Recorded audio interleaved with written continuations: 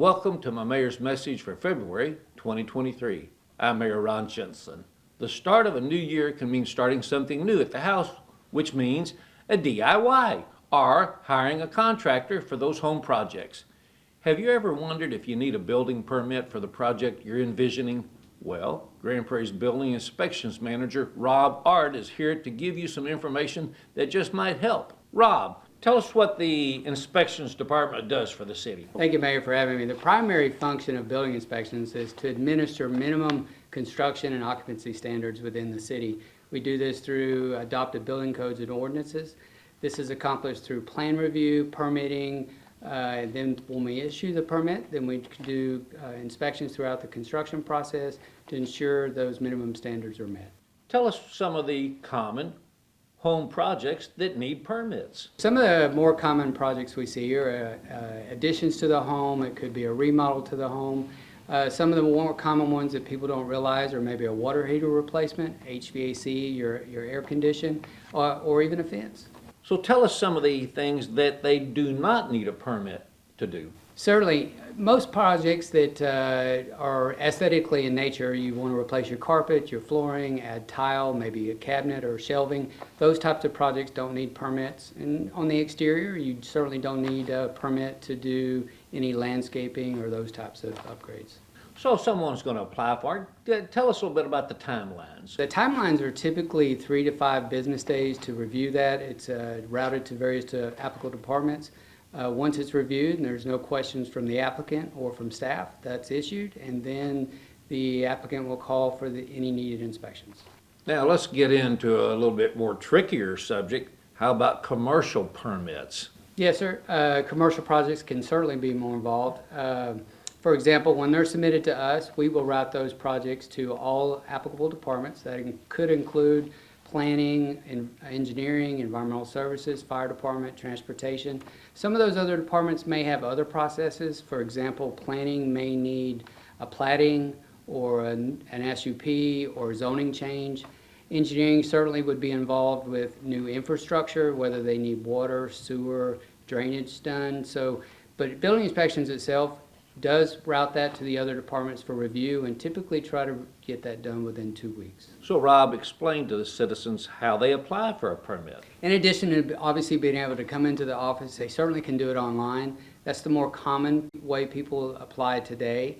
They'd be able to upload their plans, any associated documents.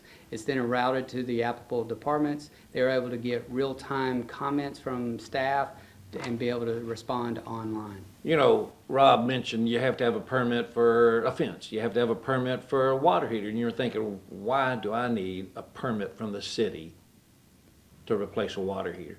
Well, there's new rules. And we want your house to be safe. We want things to be done up to code to make sure you're protected. So we've added requirements that years ago, you didn't have to ask the city for a permit, but it's just because things have changed. We've learned things over the years, and even fencing. People sometimes don't realize that if they're on a major arterial, you have to face the fence a certain way, and we don't want you to have to replace the fence and redo it again because you didn't do it right. So that's some of the reasons why we require permits. The main reason is we want things constructed safely and in compliance with the neighborhood rules and regulations. Rob, is there anything else you'd like to add? Yes, sir. Thank you, Mayor. Probably the thing I'd like to add is that we wanted to make it as easy as possible for people to apply. So with the new online program, they can obviously submit online. They can upload their plans, get comments. They can schedule inspections through the process online. They don't even have to come to the city, but certainly we are available for any questions if they're needed. Thanks, Rob. I hope that was informative for you and maybe help you get started.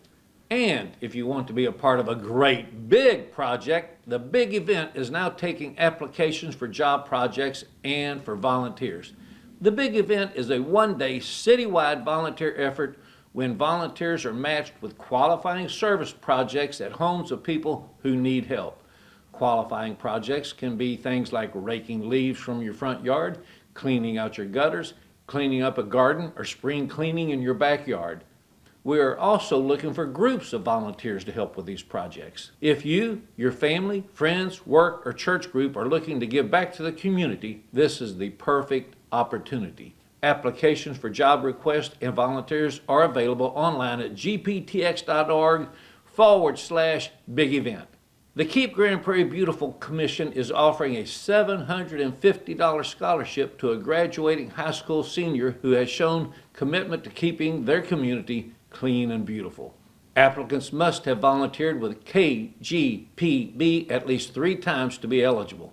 Applications are due March 23rd, 2023.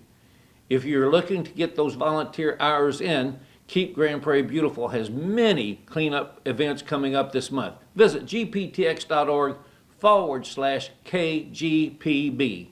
Come celebrate Black History Month at the Dalworth Recreation Center. It's the annual Hoops for History community basketball game featuring our Dalworth All-Stars against the men and women from our Grand Prairie Police Department, and it's on Thursday, February 23rd at 6:30.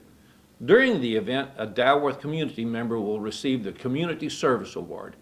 For more details, please contact the Dalworth Rec Center at 972-237-4760.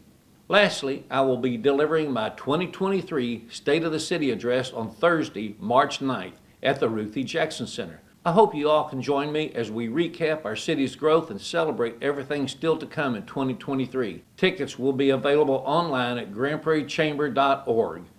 Y'all stay safe. Have a great Valentine's Day, and I'll see you in March.